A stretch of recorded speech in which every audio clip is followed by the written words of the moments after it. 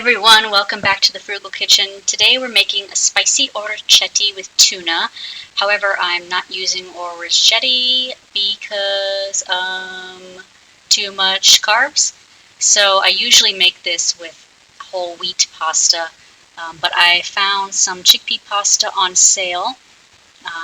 So I'm going to try that. I have made chickpea pasta before, or perhaps it was lentil pasta. Maybe that's what it was, and I should go back to lentil pasta. But the chickpea pasta, I typically don't buy it at the store because it comes in half the quantity of the wheat pasta, and it's also twice as much. So it's literally 4 times as much. So that kind of sucks, and I don't like when healthy food is that much more expensive than the traditional variety. So what I did here was, I'll just tell you right now, I made a huge mistake and overcooked the pasta. Here is it totally overcooked. I should have boiled the water before I put in the pasta. I did not read the box instructions, much to my husband's dismay, not dismay, suspect. He knows I don't read directions. I will really just glance over directions of almost all of these recipes, and usually I remember pretty well the second time around I start cooking it. But so I put the pasta in before the water had fully boiled, and that made it too soft because chickpea pasta is just way different from regular pasta. So I decided to set that aside and save it for something else and just move on to whole wheat pasta. I'm keeping the recipe title as orecchiette just because that was how I originally found it, even though I also just call this at my house tuna casserole, which is very vague and not good for SEO. So you're going to want to, once the pasta is boiled and you're ready to almost be finished, put in a cup of frozen peas. And I do that just because it's a time saver for me. You could also just microwave the peas separately and add them after the fact. But I'm going to test this and see if the pasta is cooked enough. It should be. And so the reason that I ruined the chickpea pasta was because I left the kitchen, sat in my bedroom where my computer is, and looked at something on the internet for 10 minutes. So that was my mistake. I'm at fault there. Now what you're going to want to do is reserve some of the pasta water.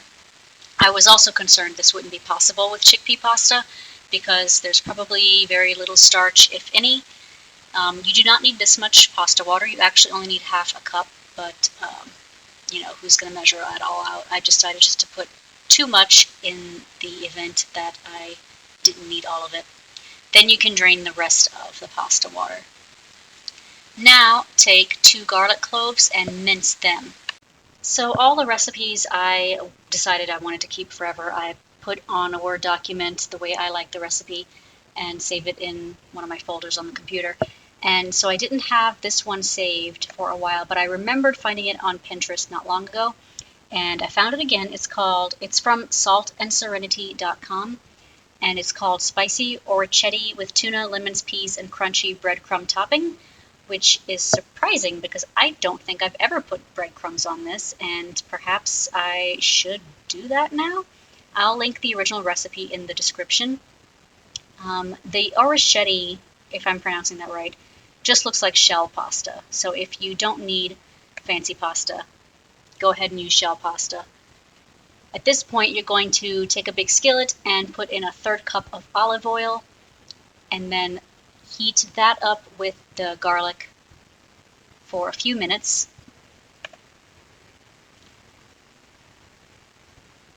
You can also add red pepper to the recipe. It originally says a teaspoon.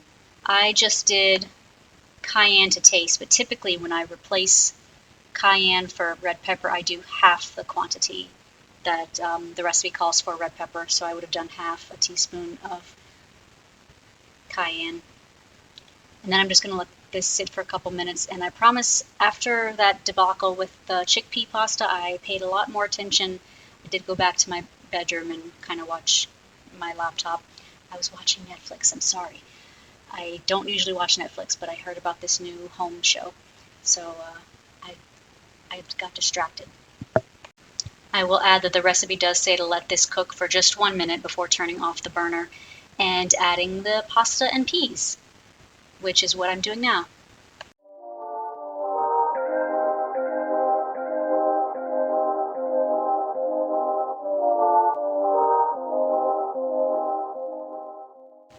This is a great pasta recipe if you have a problem with dairy because it does not use any kind of creamy sauce, and if you have a problem with tomatoes, which I think is a FODMAP dietary restriction, I might be saying that wrong, then you don't have to worry about any tomato base either. It's just the oil, and then later the pasta water will kind of form a nice coating on the pasta with the oil. So take a can of tuna and add that. You could do 2 cans of tuna. I actually don't know what the original recipe says. I only use 1 can of tuna. I try to buy it in oil, but if you just have tuna lying around and it's in water, then just go ahead and use that and drain the water. If you happen to purchase a can of tuna in oil for this recipe, go ahead and put the oil in here as well. That does enhance the flavor. And I will point out, I don't know if you've seen me use the can opener on some of these recipes, but we have one of those can openers that's supposed to be safe, in quotation marks, because it kind of like opens from the side instead of the top. I recently noticed, I've noticed this before, but I recently found it in my food that there were little metal hairs that came off the can because of the way the can opener was opening the can. And I pulled it out of this exact dish. I pulled it out of this dish. My husband took a magnet and ran it through the rest of the pasta to see if there were any more flakes, and hopefully there's not, because I don't want to eat metal. We all digest plastic accidentally, or not even accidentally, it's in our freaking water and food. Do I need to digest metal too? No, I don't. So take a tablespoon of lemon juice and mix it with a ½ cup of pasta water, and then add that to the skillet. If you are using the original recipe, I'm seeing here that there is a way to make breadcrumbs. You would need to take a food processor and oil and lemon zest and kind of blend it all together. And that could be why I never did this on this recipe, because I don't have lemon zest. I only ever have lemon juice. And if a recipe calls for lemon zest, I usually just replace lemon juice, and I never notice the difference. So that you would sprinkle on top of this once it's finished cooking. So we're just going to add some salt to taste and some black pepper to taste. If you like this recipe, please like, share, and subscribe to the channel to help us reach more viewers and get other people interested in low-cost, healthy cooking. And going back to my complaint about the can opener, is that I'm just going to use the one that's like the dangerous, I'm putting that in quotes too, one from ages ago that has not been a problem and doesn't leave little slivers of metal when it opens the can. I'm adding some more cayenne to taste because I didn't taste it, but something told me that I wanted it to be spicier. Usually when I do make this, and when I've made it before, I ran out of red pepper and then subsequently decided I never needed to buy red pepper again, I definitely could taste the spiciness. There was legit spice in this recipe. So if you're using red pepper and you're using the quantity that they say, it will be spicy. And if it's not spicy to you, then I'm sorry for being so white.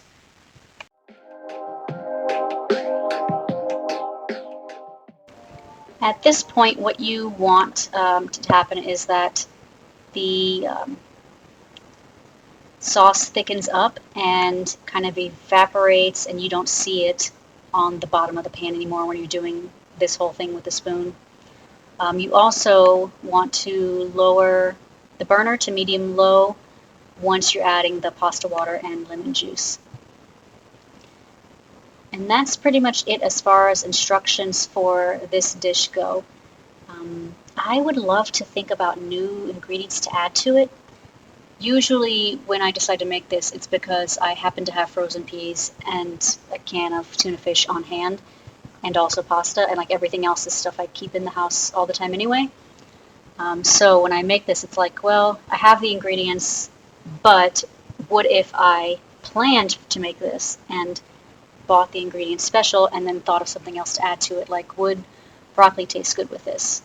Maybe. I don't know how broccoli tastes with tuna. What else tastes good with tuna? Maybe bell peppers? Anyway, so we're going to start taste testing this.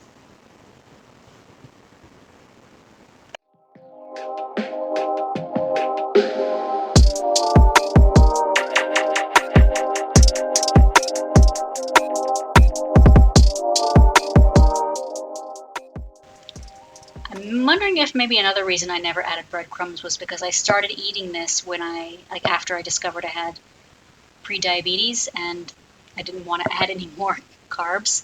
So that makes a lot of sense. Maybe it's not just the lemon zest.